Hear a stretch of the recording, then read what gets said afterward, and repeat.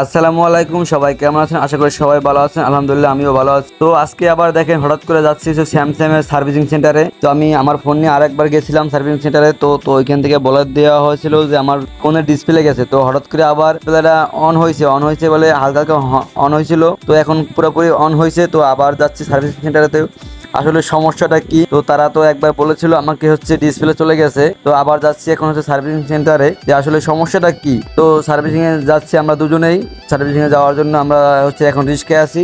তো রিস্কে করে যাবো সার্ভিসিং সেন্টারে। তো আমাদের সার্ভিসিং সেন্টার 10 নম্বর থেকে শেওড়াপাড়া। তো শেওড়াপাড়া আমাদের সার্ভিসিং সেন্টার। তো আমরা ওখানে এখন যাব, গিয়ে আসলে দেখবো আসলে কি সমস্যা ফোনের। তাহলে বুঝলাম না আমি ফোনটার সমস্যা দিতে আছে কারণ কি ফোনটা। তো এই কারণে আমরা এখন যাচ্ছি সার্ভিসিং সেন্টারে। তো আমরা এখন বর্তমান আছি মিরপুর 10 থেকে এখন আমরা যাবো শেওড়াপাড়া। তো শেওড়াপাড়া যাওয়ার জন্য আমরা আবারও রিক্সা নিলাম। তো রিক্সা করে যাবো এখন শেওড়াপাড়া। তো এখান থেকে শেওড়াপাড়া বেশি দূর না, আবার একটু দূরও আছে। যেমন রিক্সাতে এখান থেকে 40 টাকা ভাড়া, আর বাসে গেলে 10 টাকা ভাড়া নিব।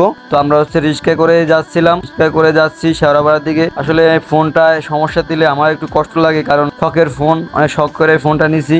একটু দামি ফোন দেখে শখ করে নিয়েছিলাম। ফোনটা যদি সমস্যা দেয় এমনি একটু সমস্যা মানে ফোনে মনে কষ্ট লাগে। আসলে যারা বাইক লাভার তাদের বাইকে কোনো সমস্যা হলে অনেক কষ্ট লাগে, আর যারা ফোন লাভার তাকে ফোনে কোনো সমস্যা দিলে অনেক কষ্ট লাগে।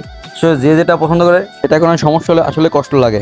তো বলতে বলতে আমরা চলে আসলাম স্যামসাং এর সার্ভিসিং সেন্টারে। এই স্যামসাং এর সার্ভিসিং সেন্টার।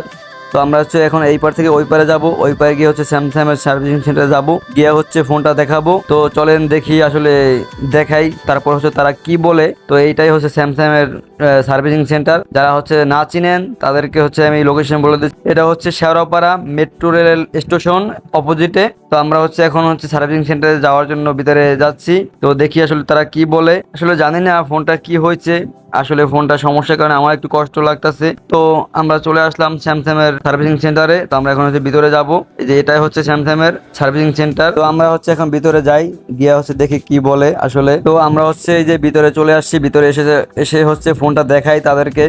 তো ফোনটা দেখানোর পরে তারা বলে যে ফোনটা তো একদম ফ্রেশ, সমস্যা নাই কোনো। আর যদি সার্ভিস করতে চান তাহলে এখানে আপনার সই দিতে হবে, কারণ ডিসপ্লে যাইতে পারে, ডিসপ্লে গেলে আমরা কোনো দায় নিতে পারবো না। তো তারা কোনো ডিসপ্লে রিস্ক নেবে না। তো সেটা শুনে আমারই খুবই ভয় লাগছিল যে যদি ডিসপ্লে যায় তার সমস্যা। তো আমি সেখানে ডিসপ্লে যাওয়ার ভয়তে সার্ভিস, আর এখানে অনেক দাম চাইতেছে বেশি, তাই এখানে যে আমি সার্ভিস করাই নাই।